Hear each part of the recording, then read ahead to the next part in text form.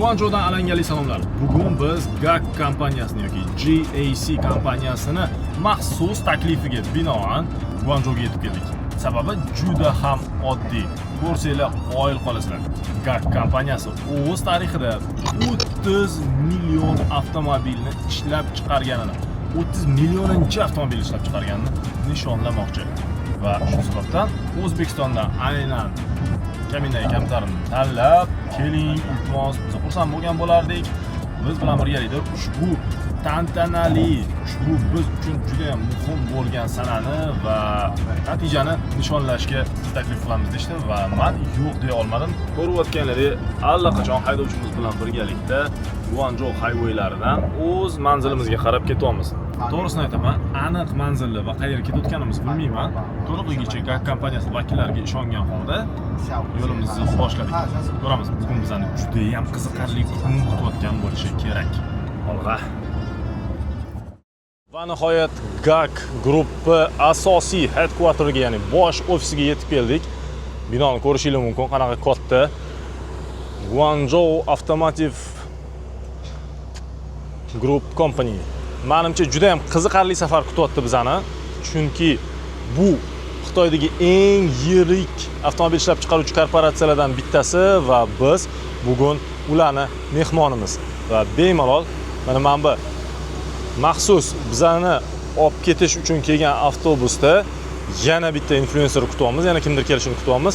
Biz bugungi ekskursiyamizni boshlaymiz. Menimcha hamma uchun juda qiziqarli bo'ladi, chunki bugungi kunda O'zbekistonda GAC ning avtomobillari juda ham mashhur bo'ldi. Ayniqsa i60, GS8 modellarini menimcha yaxshi bilsanglar kerak. Kuzatib boringlar. Zo'r bo'ladi.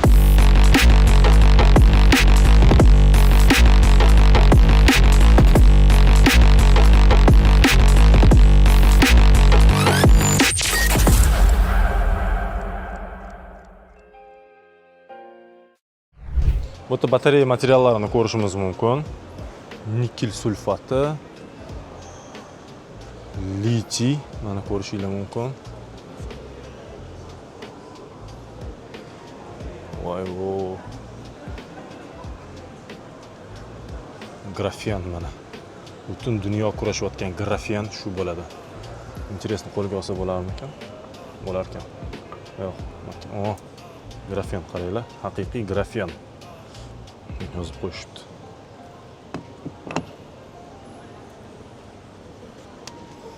Tabiiyki mis, boshqa materiallar, bunisicha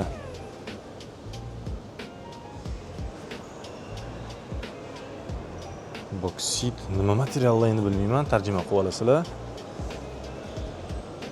Elektrolitlar, nano silikon kompozit materiallar. O, mana litiy temir fosfat materiallari ham qaranglar. Mana ko'rishingiz mumkin. Bu yog'i katod pozitiv material NCM yozib qo'yishibdi. To'g'risi men nimaligini bilmayman. Batareyaga tushunadiganlar marhamat kommentariyada yozishingiz mumkin. Mikrokristal katod material. Lekin eng qizig'i mana bu yerda. Mana bunaqa ajoyib uchuvchi qurilmalarni kuzatish imkoniyati bor. Wow! Kovi yoki uchar avtomobil yaqinda O'zbekistonda ham shunaqasi paydo bo'lsa, men hayron qolmayman, chunki bizda xususiy aviatsiyaga ruxsat berildi. Bu ham xususiy aviatsiyaning bir qismi bo'lib, ya'ni ham uchuvchi, ham yuruvchi transport sifatida bunaqa transport tez orada juda mashhur bo'lib ketsa hayron qolmayman. Ketdik. Yaqinroqdan ko'ramiz. Wow! Ko'rishingiz mumkin. Bir nechta dvigatellar, aniqrog'i hozircha men 6 tasini kuzatyapman va marhamat. Endi bu avtonomda, tushunyapsizlarmi? Bunda boshqaruv yo'q, avtonom ekan.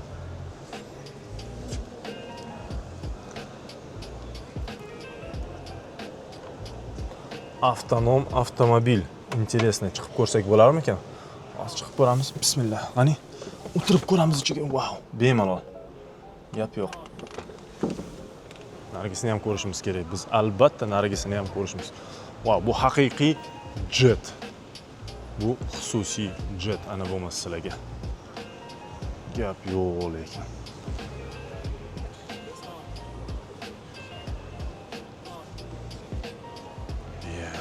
Voshshe katta-yu bu. Mana shu ajoyib uchuvchi qurilma hozir ichiga o'tirib ko'ramiz. Ko'ryapsizlar. Vintlari aylanib turibdi. Marhamat. Bu yerda ispaniyalik do'stimiz kontent olish bilan ovora. Biz bo'lsa mana bu yerga o'tirib ko'ramiz. Ikkinchi qator, VIP qatorga o'tiramiz. Hoppa. O'tirish unaqa qiyin emas.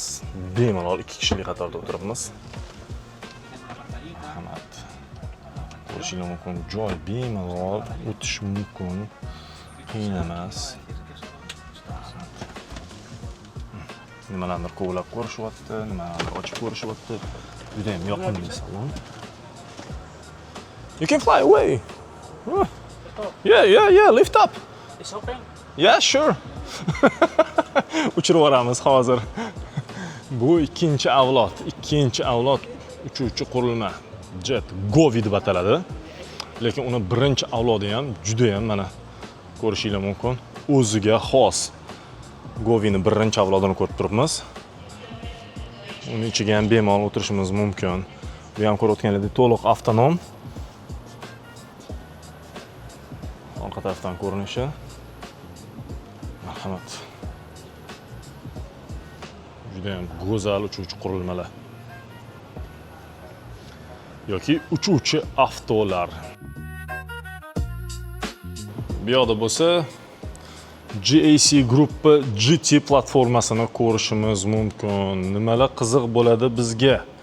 Albatta mana bunaqa boshqaruv platalari va hokazo narsalarni ko'rayotganinglardek ochiq, oydin hammasini ko'rsatib qo'yishibdi. Mana bu yerda ko'rishingiz mumkin. Multimedia tizimi ham o'z joyida ishlab turgani yaqqol ko'rsatib qo'yilgan. Tizim qanaqa ishlashi, boshqarilishi, oldi radiatorlarigacha hamma narsa ko'rinyapti.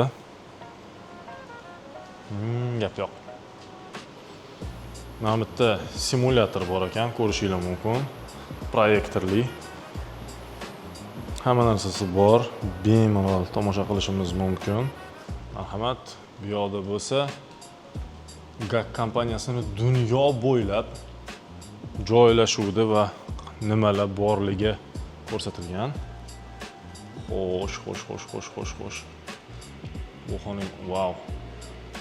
Marhamat, konsept karimizni ko'rishingiz mumkin. Bu ham juda qiziqarli avtomobil.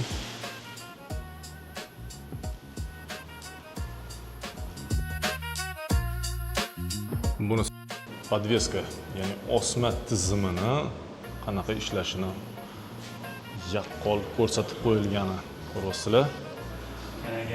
Hop, pnevmo podveska bu yerda. Hop, bu yerda mana pnevmo podveskani ko'rishingiz mumkin. Richaklari bilan va hokazo ishlash prinsipi ko'rgazmali namoyish qilingan. Marhamat. Bu yoqda yana mana ko'rishingiz mumkin asosiy osma. Xo'sh. Havo rezervuari bu yerda, boshqaruv va havoni klapanlar orqali podveskaga taqsimlanishi. Qayerdadir elektromagnit, qayerdadir pnevmo podveska, bu yerda mana imенно havoli pnevmo podveska tizimi ko'rsatilgan. Elektromotor. Har kuni ham bunaqasini ochiq oydin ko'ra olmaysizlar. Elektromotorni ko'rishingiz mumkin. Tuzilishini. Bunisi men tushunishim bo'yicha reduktor. Electric drive unit. Bu ham elektromotor ekan. Marhamat. Davom etamiz. Marhamat.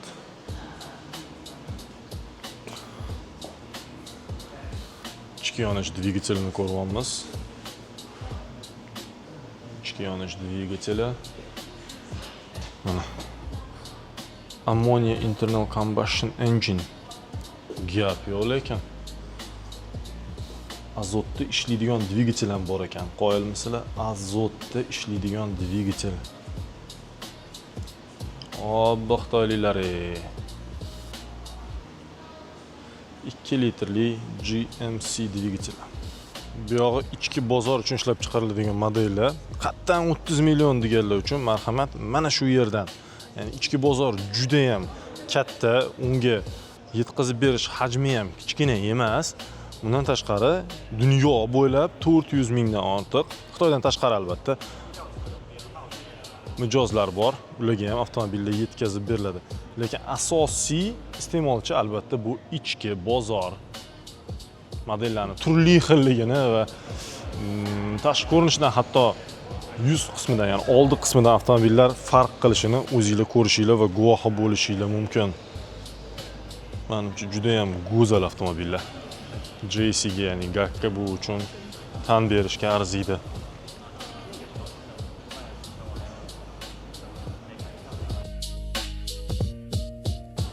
Batareyaning tuzilishi,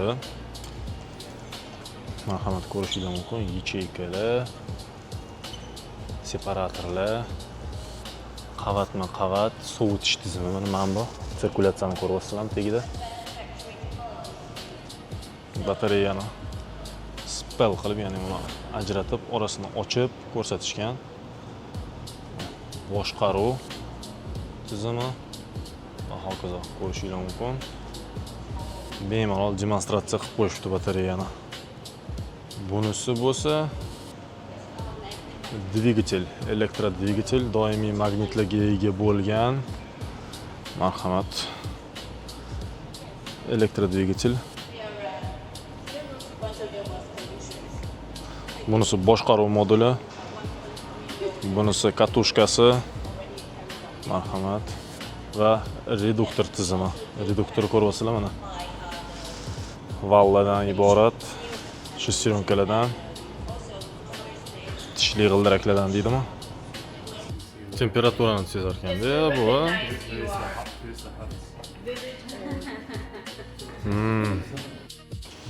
Endi yigitlarni bittada bilar ekanda. Mana qo'limni likillatyapman. Привет, qo'limni. Hop.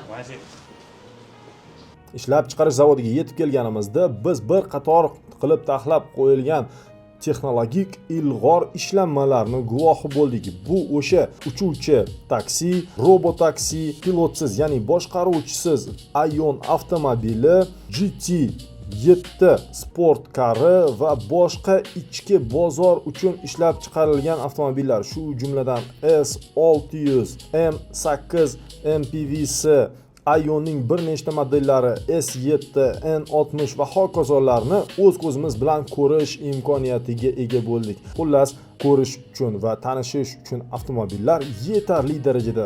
Qaranglar, robotchalarni.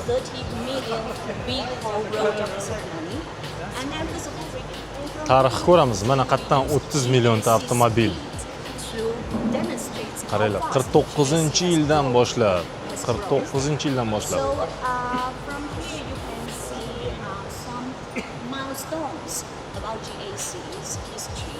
99-yilda Honda'ni ishlab chiqarishni boshlagan ekanda bular. Keyin 2004-2005-yilda o'sha Toyota'ga kirishib, 2006-yilda o'sha Camry'ni 6-avlodini shu yerda ishlab chiqarishni boshlagan ekan. 50 talik bu to'g'rimi? Yo'q, 35 mi? Yo'q, 50 talik Camry. 50 talik Camry.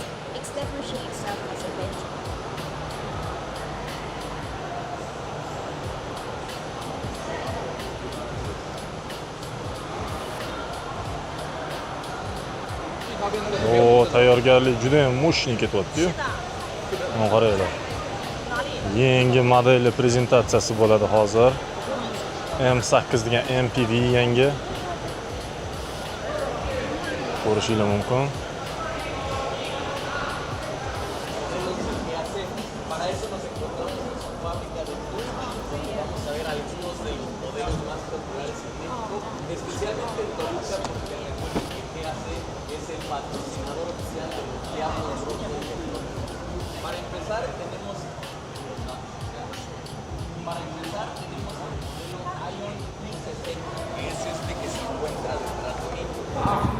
它填补了中国高端纯电超跑的空白。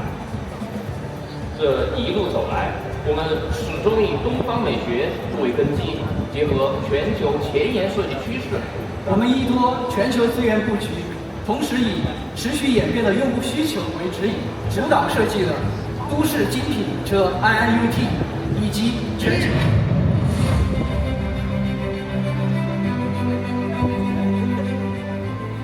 我们是广汽能源工厂，祝贺广汽集团3000万辆下线成点。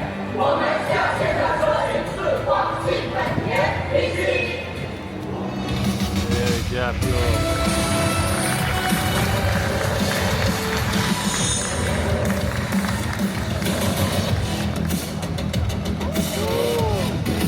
此刻大屏开启，承载3000万份信赖的里程碑车型海外版 M8正向我们驶来，让我们响起最热烈持久的掌声，共同见证广汽集团第3000万辆整车全球同步荣耀下线。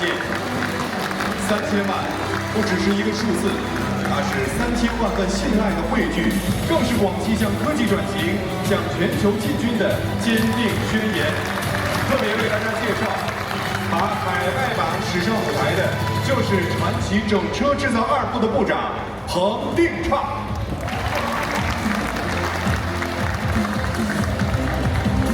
Mana bo'lmasa kirja chiqdi.